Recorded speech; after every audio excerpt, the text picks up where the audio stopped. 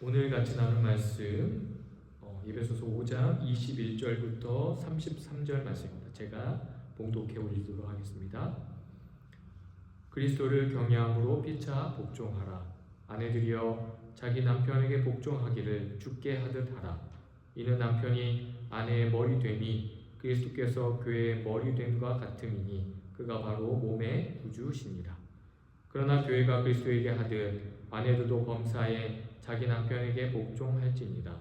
남편들아 아내 사랑하기를 그리스도께서 교회를 사랑하시고 그 교회를 위하여 자신을 주심같이 하라. 이는 곧 물로 씻어 말씀으로 깨끗하게 하사 거룩하게 하시고 자기 앞에 영광스러운 교회로 세우사 티나 주름 잡힌 것이나 이런 것들이 없이 거룩하고 흠이 없게 하려 하심이라. 이와 같이 남편들도 자기 아내 사랑하기를 자기 자신과 같이 할지니 자기 아내를 사랑하는 자는 자기를 사랑하는 것이라.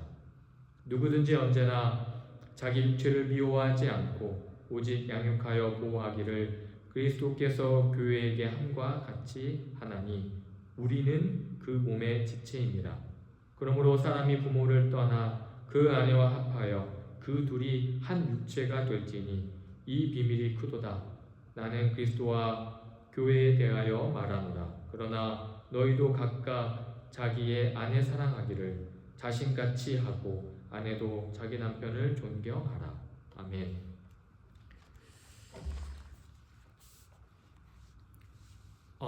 오늘 본문은 주로 이제 가정의 달에서 많이 교회에 설교되는 본문입니다. 우리는 계속 에베소서 말씀을 나누고 있는데요. 특별히 오늘 마더스데이의 본문이 이 본문이 되었네요. 네.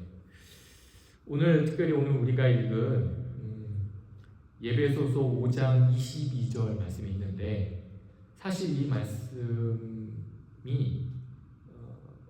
우리에게는 약간 불편하게 들리는 구절입니다. 왜 그러냐면요. 다시 제가 읽어드릴게요. 아내들이여 자기 남편에게 복종하기를 주께 하듯 하라 라는 말씀이 나오는데 그 당시 1세기 사회와 우리가 살아가는 21세기 사회의 문화적 간극이 너무 크죠. 만약 우리 시대에 맞게 번역을 한다면 이렇게 번역해 하는 게 더 맞는 것 같아요. 제가 번역을 하면 이렇게 번역할 수 있습니다. 남편들이여 자기 아내에게 복종하기를 주께 하듯 하라. 예, 반대로 해야 이 시대에 맞게 번역하는 것 같습니다. 그래야 사람들이 공감을 할 것 같아요. 왜냐하면 요즘에는 대부분 사람들이 그죠? 아내에게 복종해야 그 가정생활이 원만하게 이루어지기 때문이죠. 예. 근데 문제는요, 이 말씀이 사실 미국 사회에서 상당히 오염되어서 사용되었습니다. 왜 그러냐면요, 미국에 있는 보수적인 기독교 남자들이 이 본문을 근거로 아내를 구타하는 것이 성경적이라고 생각하고 아내를 합법적으로 성경적으로 구타하는 일이 많았다고 합니다. 그래서 미국 카톨릭 주교회가 공식적으로 경고를 했는데요. 일부 학대하는 남성들이 이 구절을 이렇게 맥락에서 떼어내서 아내에게 대한 폭력을 정당화하는 데에 대해서 심각하게 이것은 성경적이지 않다라고 미국 카톨릭 주교회에서 공식적으로 미국에 있는 모든 카톨릭 교회에 공식적으로 이야기했다고 합니다. 그만큼 미국 그 사회에서 남편들이 아내를 폭력을 행하고 구타하는 게 많이 있었다는 사실이죠. 그렇다면 오늘 본문을 어떻게 봐야 하냐면요. 사실 오늘 본문을 보실 때 22절에 가장 중요한 단어가 뭡니까? 복종이라는 단어인데요. 그런데 헬라 원문을 보면 복종이라는 단어가 없습니다. 예. 이렇게 번역할 수 있어요. 제가 헬라어를 직역을 하면요. 아내들은 자기 남편들에게 죽게 하듯이 딱 여기까지만 나와 있습니다. 복종이라는 단어가 원래 없어요. 예. 그렇다면 한국어 성경에서는 이 복종이라는 단어를 어디서 가져왔냐면 우리가 읽었죠. 오늘 사실은 본문 제가 21절로 언급했지만 사실 22절부터 33절의 본문인데 21절 읽었던 본문에 보면 뭐라고 되어 있습니까? 21절 보시면 그리스도를 경외함으로 어떻게 되어 있죠? 피차 복종하라라는 본문이 나옵니다. 그러니까 21절에서 나와 있던 이 피차 상호 복종이라는 그 개념에서 나와서 연결해서 이제 번역을 한 거죠. 그러니까 아내의 복종이 독립된 복종이 아니라 21절에서 나와 있는 피차 복종이기 때문에 남편과 아내가 상호 복종, 상호 그리스도 안에서 서로에게 존경하고 사랑하는 복종의 관계라는 의미로 되어 있다는 것이죠. 그렇다면 왜 이 본문이 이렇게 쓰여졌고 또 왜 이렇게 되어 있냐를 알 필요가 있는데요. 사실은 대부분의 상당히 많은 신약학자들이 에베소서 그 5장 22절부터 33절을 어떻게 표현하냐면 하우스 타펠이라는 독일어 표현을 씁니다. 이게 뭐냐면요, 가정 규범표라고 번역할 수 있습니다. 그러니까 이게 이제 그 당시에 가정을 규범하는 규범의 어떤 체계를 표현하는 건데요. 이 그 가정 규범표라는 표현이 어디에서 온 거냐면 기원전 4세기 아리스토텔레스가 만든 형식이라고 합니다. 그래서 그 당시 로마 1세기 로마 시대에서는요, 사회 가정에서는 어떻게 가정의 질서를 이렇게 정할 것인가, 질서의 어떤 규칙이 정했는데 그 질서의 표준 교육 방식이 이렇다는 거죠. 그러니까 아내는 남편에게 복종하고 종은 주인에게 복종하고 뭐 이런 식으로 자녀는 부모에게 순종하고 이런 규칙들이 오늘 우리가 다 읽지는 않았지만 그 예배소서 6장에 나와 있는 본문으로 쭉 연결되어 있다는 것이죠. 예. 그래서 사도 바울이 그 당시에 1세기에 그 사용되는 가정 규범의 그 규칙들을 오늘 본문에서 다시 한번 언급하고 있다는 것입니다.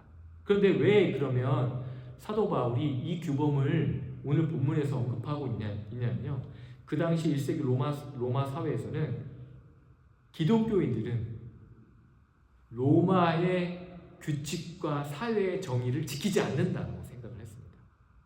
예. 그래서 사도 바울이 의도적으로 이 본문을 사용해서 우리도 로마 시대의 가정 준칙들을 존중한다라는 것을 보여주려고 했다라고 많은 학자들이 이 본문을 해석들을 합니다. 그런데 중요한 건요, 오늘 본문이 형식은 그런 형식이지만요, 내용은 다릅니다. 어떻게 달랐냐면요, 오늘 본문에서 아내에게 요구하는 것이 몇 가지는, 아내가 남편에게 해야 될 요구가 몇 가지가 나오냐면 총 3절에 나옵니다. 3절에서. 그렇다면 남편이 아내에게 요구하는 것은 몇 절일까요? 아내의 세대 9절에 나옵니다. 그러니까 아내가 남편에게 해야 될 것은 사도 바울이 3절에서 언급하고 남편이 아내에게 해야 될 것은 9절에 걸쳐서 언급합니다. 그런데 그 당시 1세기의 로마 사회에서 아내, 자녀, 노예가 어떻게 해야 되는지는 강조하지만 남편, 아버지, 그 집의 가장에게는 어떤 요구 조건이 없습니다. 가장은 그냥 모든 권위를 가진 사람인 것 뿐입니다. 그런데 오늘 우리가 읽었던 에베소서 말씀에서는 사도 바울은 남편에게 훨씬 더 많은 요구를 하고 있다는 것이죠. 왜 그런 요구를 하고 있을까요? 25절을 보십시오. 25절을 보시면 이렇게 말씀합니다. 남편들아, 아내 사랑하기를 그리스도께서 교회를 사랑하시고 그 교회를 위하여 자신을 주심같이 하라라고 말씀합니다.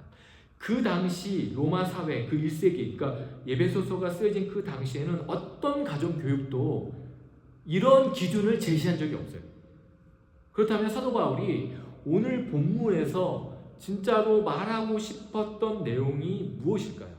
다시 22절을 보시면요, 아내들이여 자기 남편에게 복종하기를 주께 하듯 하라라고 나와 있습니다. 여기서 복종이라는 단어가 없다고 말씀드렸습니다. 21절에서 받는다고 했습니다. 그런데 이 복종이라는 헬라어가 어떤 의미냐면요. 이 헬라어는 두 단어가 합쳐진 건데요. 아래에 배치하다라는 단어가 합쳐져 가지고 복종하다라는 단어로 사용됩니다. 근데 이 단어가 그 당시에 어떤 단어였냐면 군대 용어였습니다. 그러니까 그 무질서한 군대에서 자리를 재정립하고 질서를 정렬을 해라라는 의미에서 복종하다는 단어가 사용되었다는 것이죠. 그러니까 자리를 찾아간다라는 의미를 가진 것입니다. 그렇다면 복종과 우리가 생각하는 그 개념인 그 억압과 어떻게 다르냐면요. 이렇게 생각하시면 됩니다. 여러분 오케스트라 연주를 가보시면 지휘자가 있죠. 그렇지만 지휘자뿐만 아니라 그 오케스트라를 또 전체 리더가 있습니다. 그 사람을 악장이라고 우리가 부릅니다. 그런데 악장은 그 전체 오케스트라의 총 리더이지만 악장도 누구의 지휘를 받습니까? 지휘자의 지휘를 받죠. 왜 그럴까요? 그것은 아름다운 음악을 만들기 위해서죠. 그러니까 억압이 아니라는 것이죠. 복종이 아니라 억압. 억압이 아니라 복종을 통해서 더 큰 하모니, 더 아름다운 그 연주를 하기 위해서 자발적 배치로 그렇게 악장이 절대적으로 그 지휘자의 명령에 따른다는 것입니다. 그런데 오늘 우리가 읽었던 22절에서 복종의 방식이 좀 다르죠. 어떻게 다릅니까? 어떻게 표현되어 있죠? 죽게 하듯이라고 말씀합니다. 그러니까 죽게 하듯이라는 이 표현 안에 복종의 대상이 구체적으로 다르다는 겁니다. 그러니까 구체적으로 죽게 하듯이 하라라는 표현 안에는 단순히 우리가 남편에게 복종해야 한다는 것이 아니라 남편을 주님처럼 섬겨야 한다는 것이 아니고 주님처럼 섬겨야 한다는 뜻이 아니고 예수 그리스도를 내가 진심으로 경외하고 예수 그리스도를 정말 믿기 때문에 남편에게 자발적으로 남편을 따라야 된다라는 의미를 가진다는 것이죠. 그러니까 굴복이 아니라는 것입니다. 그런데 여기서 더 중요한 질문이 한 가지가 더 있는데요. 사도 바울이 아내에게만 이것을 요구한 게 아니라는 것이죠. 남편에게 더 많은 것을 요구했다고 말씀드렸습니다. 그런데 남편에게 요구하는 것이 무엇이냐면 25절에서 말씀하는 것처럼 그 교회를 위하여 자신을 주심같이라고 표현하고 있어요. 그러니까 우리 앞에서 서두에서 말씀드렸던 것처럼 아내에게는 3절에서 강조하고 남편에게서는 9절에서 강조한다고 말씀했습니다. 그런데 사도 바울은 그것을 뒤집었어요. 그 이유가 무엇일까요? 왜 사도 바울은 뒤집었을까요? 남편에게 요구하는 사랑이 어떤 사랑인지를 우리가 살펴볼 필요가 있습니다. 여기서 자신을 주신같이 사랑하라고 했을 때 이 사랑이라는 단어가 헬라어로 여러분 잘 아시는 아가파오라는 사랑, 그러니까 아가페 사랑입니다. 그러니까 아가페 사랑이라는 사랑을 여기서 헬라어로 아가파테, 사랑하라라고 명령형으로 나와 있는데요. 현재 명령형이에요. 그러니까 한번 사랑하고 사랑하지 말라는 게 아니라 지속적으로 계속 아내를 사랑해야 된다는 것입니다. 그런데 여러분이 아시는 것처럼 이 성경에는 사랑이라는 단어가 여러 가지로 번역됩니다. 아가페라는 사랑뿐만 아니라 여러분 잘 아시는 에로스 사랑 들어보셨죠? 에로스는 낭만적, 감정적 사랑이고요. 필리아는 우정, 친구에 대한 사랑이고요. 스트로게라는 헬라어가 있는데 이것은 가족으로 사랑하는 사랑, 가족적 사랑이고요. 아가페 사랑이 있습니다. 여러분 잘 아시는 것처럼 아가페 사랑이 뭡니까? 의지적이고 희생적인 사랑이죠. 그러니까 감정이 식어도, 사랑의 감정이 식어도 사랑하기로 선택하는 것이 바로 아가페의 사랑인 것이죠. 그렇기 때문에 사도 바울이 말하는 그 사랑, 그 아내를 사랑하는 사랑은요, 그 당시 어떤 가정 규범보다 훨씬 높은 기준을 제시하고 있다는 것이죠. 그러니까 그 당시 남편에게는 권위만 있었지 이런 희생적인 사랑을 요구하지 않았다는 것입니다. 사도 바울이 훨씬 더 어려운 것을 요구하고 있습니다. 그런데 기준이 바로 예수 그리스도께서 교회를 사랑하신 것 같이 사랑하라는 것이죠. 여러분, 이 기준이 얼마나 높은 기준입니까? 여러분, 우리 교회에 있는 남편들 성도들이 여러분들이 그리스도께서 교회를 사랑하신 것처럼 아내를 여러분 사랑하고 계십니까? 제가 이 설교를 준비하면서 나는 교회를 위해서 예수님이 자신을 내어주신 것 같이 사랑하는가? 라는 대답에 참 저도 대답을 할 수가 없는데요. 그런데 저는 본문을 연구하면서요, 왜 사도 바울이 불가능한 기준을 제시했을까라는 생각을 해봤습니다. 여러분, 아내를 사랑하죠. 사랑하는데 예수님의 자신의 몸을 바치신 것처럼 사랑하는 거, 혹시 나는 그런 사람이다라고 말하는 사람이 있으면 우리는 그 사람을 어떻게 옆에서 잘 도와줘야 됩니다. 남자들이 그렇게 사랑하기가 쉽지 않습니다. 예. 그런데요, 예수 그리스도가 그렇게 하셨다는 거죠. 근데 25절 후반을 보겠습니다. 교회를 위하여 자신을 주심같이라는 표현에서 자신을 주셨다라는 표현이요. 여러분, 주셨다는 이 표현이 복음서 어디에서 나옵니까? 여러분, 유다가 예수님을 팔죠. 예수를 넘겼다라고 할 때 주셨다라는 표현이 똑같은 단어를 사용합니다. 그리고 예수님이 빌라도에게 넘겨졌다라고 할 때 그 넘겨졌다는 단어가 주셨다라는, 오늘 본문에 나와 있던 주셨다라는 표현과 같은 단어예요. 그러니까 바울이 그리스도께서 교회를 위하여 자신을 주셨다고 할 때 왜 하필 많은 단어 중에 이 단어를 썼느냐는 거죠. 이것은 단순한 희생이 아니라는 겁니다. 자신이 십자가에 넘겨지는 사랑입니다. 그러니까 대가를 치르는 사랑이라는 것이죠. 여러분 아마 예화를 통해서 많이 들어보셨을 텐데, 코리 텐 붐이라는 여사, 그렇죠? 유대인인데 핍박받았던 사람이 있습니다. 나치 수용소에서 살아남은 사람이죠. 근데 이 코리 텐 붐 여사가 나치 수용소에서 누구를, 가족들이 다 잃지만 자기 옆에 언니가 그 나치 수용소에서 죽는 걸 봤습니다. 그리고 이 코리 텐 붐 여사가 나와서 이제 강연들을 많이 했어요. 그런데 어느 한순간 강연을 하고 나왔는데 어떤 한 남자가 다가와서 수용소에서 자신과 언니를 감시했던 간수였다고 이야기를 했다고 합니다. 그리고 손을 내밀었답니다. 그 간수가. 저를 용서해 주시겠습니까? 라고 하니까 코리텐 붐 여사가 손을 잡을 수가 없었대요. 예. 그러니까 자기 감정이 허락하지 않았다고 합니다. 그래서 그 코리텐 붐 여사가 속으로 기도했답니다. 예수님, 저는 이 사람을 용서할 수 없습니다. 당신의 사랑을 제 손을 통해서 보내주십시오. 그 순간에 손이 움직였다고 합니다. 나중에 코리텐 붐 여사가 이렇게 말했습니다. 저는 그날 발견했습니다. 용서는 감정이 아닙니다. 의지입니다. 그리고 그 의지도 내 것이 아니었습니다. 하나님의 사랑이 내 손을 통해 흘러가 것이었습니다. 라고 말했다고 합니다. 이것이 무엇입니까? 바로 아가페 사랑인 것이죠. 예수 그리스도가 교회를 위해서 먼저 이렇게 하셨다는 것입니다. 여러분, 그렇다면 예수 그리스도께서 왜 자신을 내어주셨습니까? 오늘 본문 26절과 27절에 그 목적이 나오는데요. 이렇게 말씀하죠. 이는 곧 물로 씻어 말씀으로 깨끗하게 하사 거룩하게 하시고 자기 앞에 영광스러운 교회로 세우사 티나 주름 잡힌 것이나 이런 것들이 없이 거룩하고 흠이 없게 하려 하심이라 라고 말씀합니다. 그리스도가 자신을 내어주신 목적이 무엇입니까? 교회를 처벌하기 위해서입니까? 교회에게 빚을 갚기 위해서입니까? 아니죠.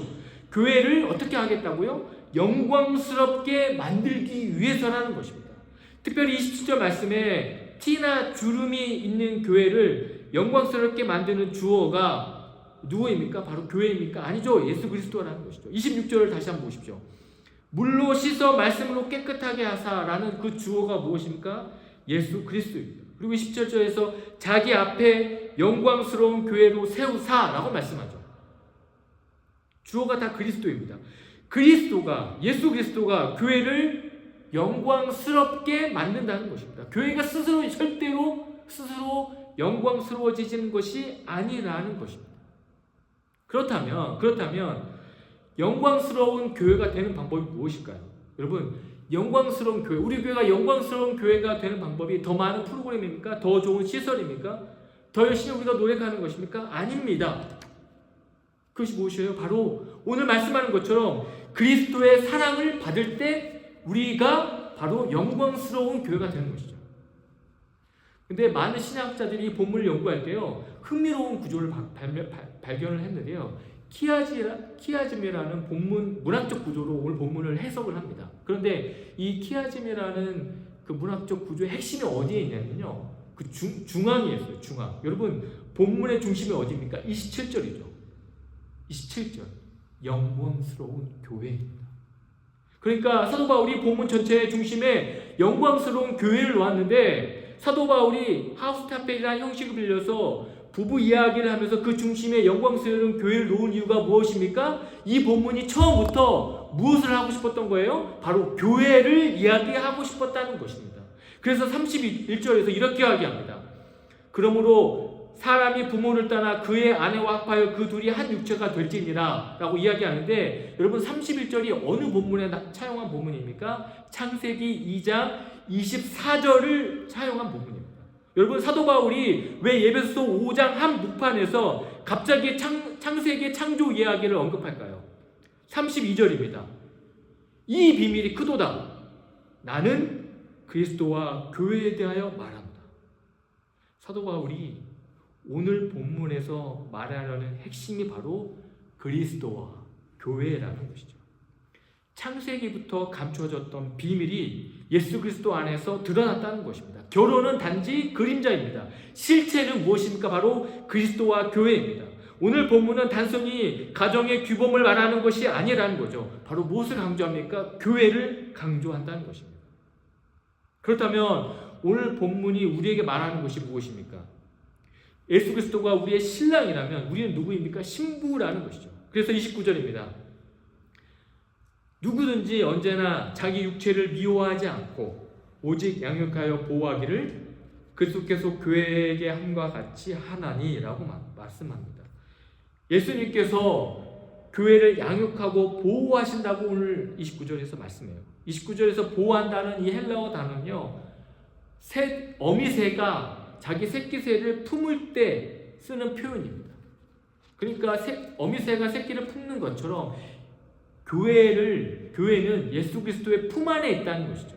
지금 우리 교회도 예수님의 품 안에 있다는 것입니다. 그런데 27절에서 강조하는 그 말씀하는 영광스러운 교회는 우리의 노력으로 이루어지는 것이 아니라 바로 우리가 예수 그리스도의 품 안에 있다는 사실을 깨닫고 그 예수 그리스도의 사랑으로 충만할 때 우리 교회가 영광스러운 교회가 될 수 있다는 것입니다. 하나님 사랑하시는 귀한 성도 여러분, 우리 교회가 영광스러운 교회가 되는 것은 바로 우리가 그리스도의 놀라운 사랑을 깊이 깨닫고 그 사랑 안에 거할 때 가능하다는 것입니다.